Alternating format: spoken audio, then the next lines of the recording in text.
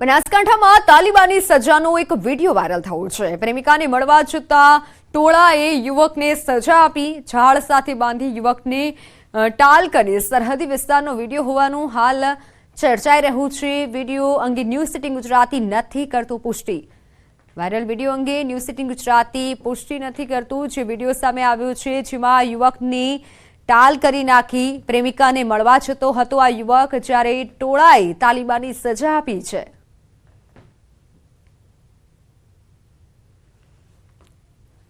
આણંદ ચારુસેટ યુનિવર્સિટીનો 13મો પદવીદાન સમારોહ યોજાયો। આ કાર્યક્રમમાં કેન્દ્રીય મંત્રી ધર્મેન્દ્ર પ્રધાન પણ ઉપસ્થિત રહ્યા હતા। પદવીદાન સમારોહમાં 2700 વિદ્યાર્થીઓને પદવી એનાયત કરાઈ, જે પૈકી 44 વિદ્યાર્થીઓને ગોલ્ડ મેડલ અને 43 વિદ્યાર્થીઓને પીએચડીની ડિગ્રી એનાયત કરાઈ। ભારતને વિકસિત બનાવવા માટે યુવા પેઢીનો મહત્વનો ભાગ રહેલો છે, જેવા શિક્ષણ ક્ષેત્રે પણ મહત્વનો ભાગ આપે છે। કેન્દ્રીય મંત્રી ધર્મેન્દ્ર પ્રધાનના મતે યુવા ધન પોતાની કુશળતા અને કૌશલ્યના આધારે વિકાસમાં નોંધપાત્ર ફાળો આપે છે। देश में राष्ट्रीय शिक्षा नीति NEP 2020 इम्प्लीमेंटेशन किया जा रहा है।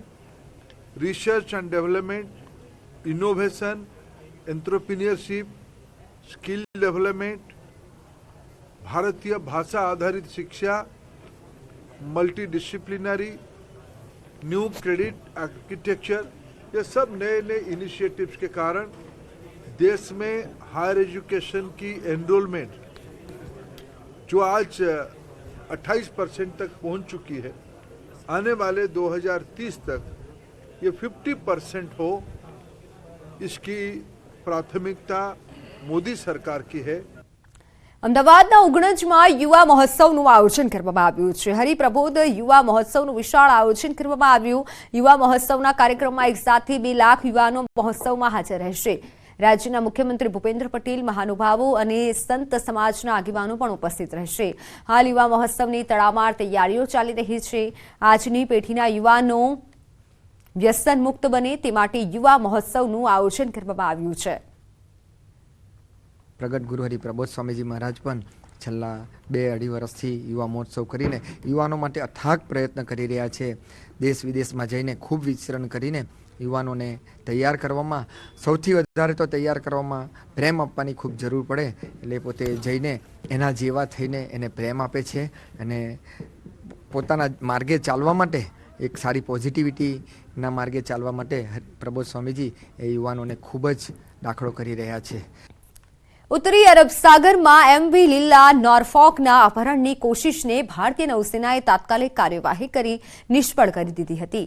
જહાજ પર સવાર તમામ 21 ચાલક દળના સભ્યોને સુરક્ષિત કાઢી લેવામાં આવ્યા છે અને તેમાંથી 15 ભારતીય છે। નૌસેનાના માક્રોસ કમાન્ડોના જણાવ્યા પ્રમાણે જહાજ પર અપહરણ કરનારા હાજર નહોતા। ભારતીય નૌસેનાના જહાજ INS Chennai cargo ship MV લીલા નોર્ફોકની નજીક છે અને તેના વીજળી ઉત્પાદન અને નેવિગેશન સિસ્ટમને ચાલુ કરી આગળના પોર્ટ સુધી પોતાની યાત્રા શરૂ કરવામાં મદદ આપવામાં આવી રહી છે। તો અગાઉ અપહરણ કરાયેલ જહાજ MV લીલા નોર્ફોક પર નૌસેનાના માર્કોસ કમાન્ડોનું ઓપરેશન શરૂ કર્યું। નૌસેનાના કમાન્ડો અપહરણ થયેલા શિપ પર ચડી ગયા અને જહાજની શોધખોળ કરી। નૌસેનાના વોરશિપ અને INS ચેન્નઈએ પોતાની એન્ટી પાયરેસ ગશ્તથી હટી અને અપહરણ થયેલા જહાજ MV લીલા નોર્ફોકને રોકી લીધું। ભારતીય નૌકાદળે અગાઉ અપહરણકર્તાઓને અપહરણ કરાયેલા જહાજને છોડી દેવાની ચેતવણી આપી હતી। ભારતીય નૌકાદળના યુદ્ધ જહાજે માલવાહક જહાજ MV લીલા નોર્ફોકની નજીક પહોંચતાની સાથે જ લૂંટારુઓને એલર્ટ જાહેર કર્યું હતું અને જેથી ગઈકાલે મોડી સાંજે સોમાલિયાના દરિયાકાંઠા નજીકથી અપહરણ કરવામાં આવ્યું હતું।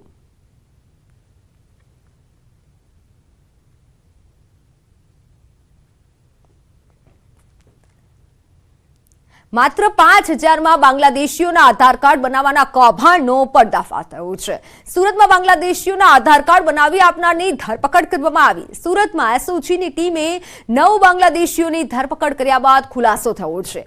બાંગ્લાદેશીઓની પૂછપરછમાં ભૂપેન્દ્ર તિવારીનું નામ ખુલતાની સાથે તપાસની કાર્યવાહી હાથ ધરી હતી। PCB અને SOGએ આરોપીની ધરપકડ કરી લીધી છે।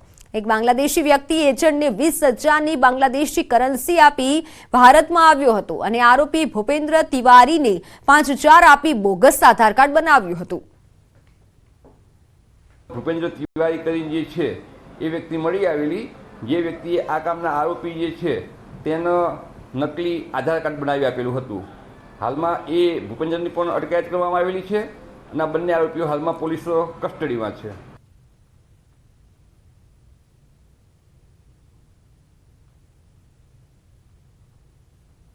બાંગ્લાદેશીઓની હાલ પૂછપરછમાં મોટો ખુલાસો થયો છે. 5000માં બાંગ્લાદેશીઓના આધાર કાર્ડ બનાવાતા હતા. આધાર કાર્ડ બનાવી આપવાના કૌભાંડનો આ ખુલાસો સામે આવ્યો છે. સુરેન્દ્રનગરના વઢવાણના પ્રખ્યાત રાયતા મરચાંનો સ્વાદ વિદેશોમાં રહેતા લોક માણી રહ્યા છે. વર્તમાન મહિલા અને ગૃહ ઉદ્યોગમાં બનાવતા રાયતા મરચાંનો સ્વાદ લોકોના દાઢે વળગ્યો છે. 50થી વધારે મહિલાઓ અહીં ખાસ પ્રકારના રાયતા મરચાં બનાવી રોજગારી પણ મેળવે છે. ન માત્ર વઢવાણ કે સુરેન્દ્રનગર પરંતુ દેશ અને વિદેશમાંથી આ મરચાં લોકો મંગાવી રહ્યા છે. શિયાળામાં બનતા રાયતા મરચાંની કિંમત આમ તો 1 કિલોના 200 રૂપિયા જેટલી છે, પરંતુ અમેરિકા, દુબઈ, કેનેડા સહિતના દેશોમાં વસતા ગુજરાતીઓ 1000 રૂપિયા જેટલો કુરિયર ચાર્જ ચૂકવીને પણ આ રાયતા મરચાં મંગાવતા હોય છે. દરરોજ અહીં મહિલાઓ 250થી 300 કિલો મરચાંનું ઉત્પાદન કરે છે. આ મરચાંની વિશેષતા એ છે કે આ રાયતા મરચાંને લાંબા સમય સુધી રાખી શકાય છે અને તેના સ્વાદમાં સહેજ પણ બદલાવ નથી આવતો. છેલ્લા 40 વર્ષથી વર્ધમાન મહિલા ગૃહ ઉદ્યોગ આવા અનેક રોજગારલક્ષી કાર્યો કરી મહિલાઓને આત્મનિર્ભર થવા પ્રોત્સાહન આપે છે. આખું વર્ષ આ મરચાંને સ્ટોર કરી શકાય. આખા વર્ષ સુધી એને કંઈ જ થતું નથી, કેમ કે એમાં પ્રિઝર્વેટિવ તરીકે મીઠું અને હળદર ભરીને આખી રાત રાખી મૂકી છે. બીજે દિવસે સવારે એને તડકામાં સૂકવીને કોરા પાડીને પછી એનામાં પ્રોસેસ કરી એને બનાવવામાં આવે છે. અલગ અલગ શહેરમાં, અલગ અલગ વિસ્તારમાં, અમેરિકા, દુબઈ, રાજકોટ, વઢવાણ એવા અલગ અલગ રીતે મરચાં અમે અહીંથી કુરિયર તરીકે મોકલી છીએ. જેનું દુનિયામાં એક નામ છે કે વઢવાણી રાયતા મરચાં. એ રાયતા મરચાંનો અત્યારે અમારે ફૂલ સિઝન ચાલે છે અને હવે તો ફોરેન અને આપણા દેશના બધા શહેરોમાં આ મરચાં છે એ જાય છે. સમાચારોમાં હાલ સમય થયો છે વિરામનો.